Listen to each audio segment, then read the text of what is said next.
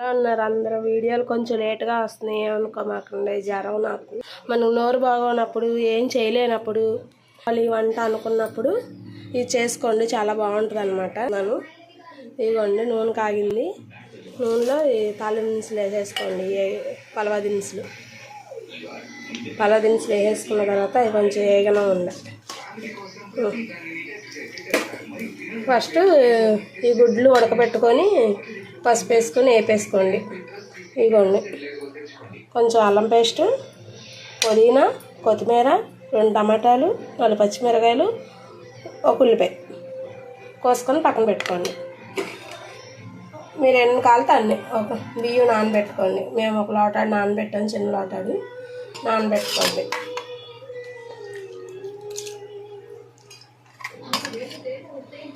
నానబెట్టుకున్న తర్వాత ఒక పక్కన ఇలా ఎసరు పెట్టుకోండి.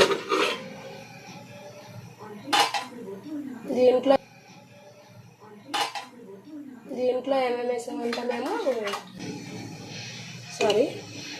ఎంత ఉప్పు పడితే అంత ఉప్పు వేసుకొని ఇది మరిగిన తర్వాత వేసుకోండి. 50% రైస్ ఉడకాలన్నమాట. ఈలోపు ఈ వేగినట్టుని వీటిలో చక్కగా వేసేసుకొని మూత పెట్టుకోండి.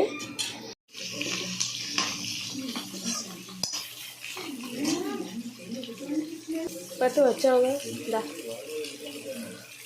ఉల్లిపాయలు వేసేసుకోండి, పుదీనా వేసేసుకోండి.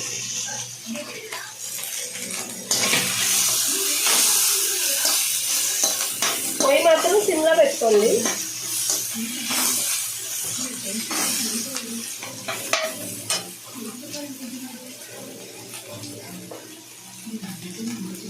ఉప్పు వేసుకోండి. దాంట్లో వేసాం కాబట్టి దీంట్లో లైట్గానే వేసుకోండి.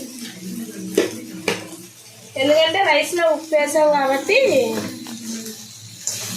వీటిలో కొంచెం లైట్గానే వేసుకుంటే సరిపోయిద్ది. రైస్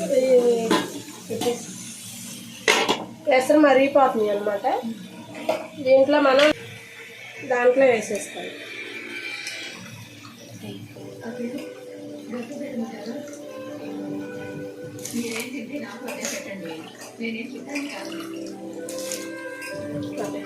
ఇలా మగ్గిపోవాలి ఫ్రెండ్స్. ఉప్పు ఒకటే వేసాము, ఏమీ వేయలేదు. ఇలా మగ్గిపోయిన తర్వాత ఇప్పుడు కారం అవి వేసుకుందాం. ఓకే, కారం వేసుకోండి. ఎక్కువ తినేవాళ్ళు ఎక్కువ వేసుకోండి, తక్కువ తినేవాళ్ళు తక్కువ వేసుకోండి. నేనైతే స్పూన్నర వేసాను.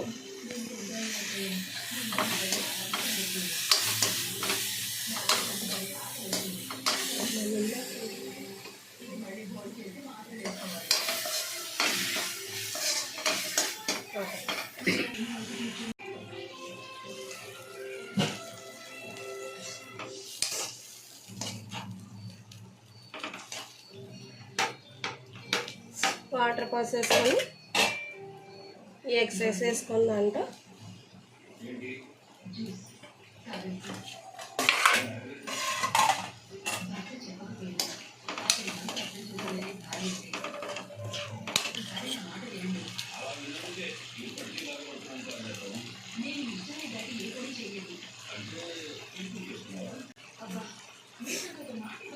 కొంచెం మసాలా వేసుకోండి. గరం మసాలా ఉన్నా పర్లేదు, చికెన్ మసాలా ఉన్నా పర్లేదు. 1 స్పూను.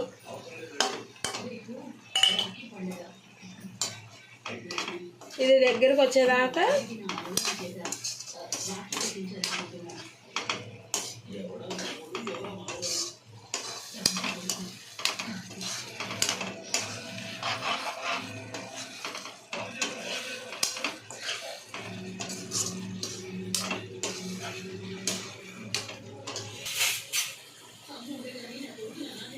అదిగోండి ఫ్రెండ్స్, ఉడికిపోయింది. మొత్తం ఎగిరిపోయింది కూర అంతా. అన్నం కూడా 50% ఉడికిపోయింది. ఈ అన్నాన్ని తీసుకొని ఇలాగ దీంట్లో వేసేసుకోండి. ఏం లేదు, చికెన్ దమ్ బిర్యానీ ఎలా చేస్తామో ఈ ఎగ్ దమ్ బిర్యానీ సేమ్ అదే టేస్ట్ ఉంటుంది. మరి చికెన్ అంత కాకపోయినా లైట్గా చికెన్ లాగే ఉంటుంది. టేస్ట్ మాత్రం అలాగే ఉంటుంది.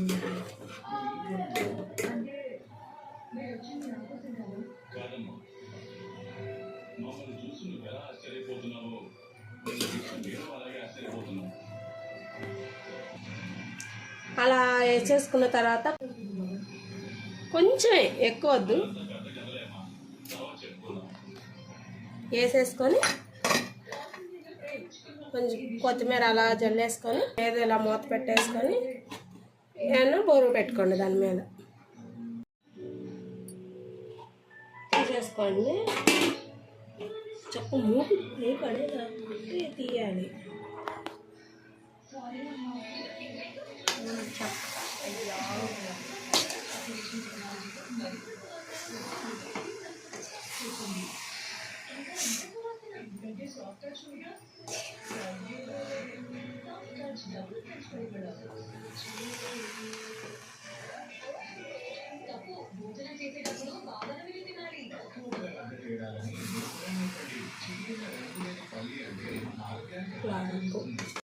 అదిగోండి ఫ్రెండ్, అలా వచ్చింది ఫైనల్గా.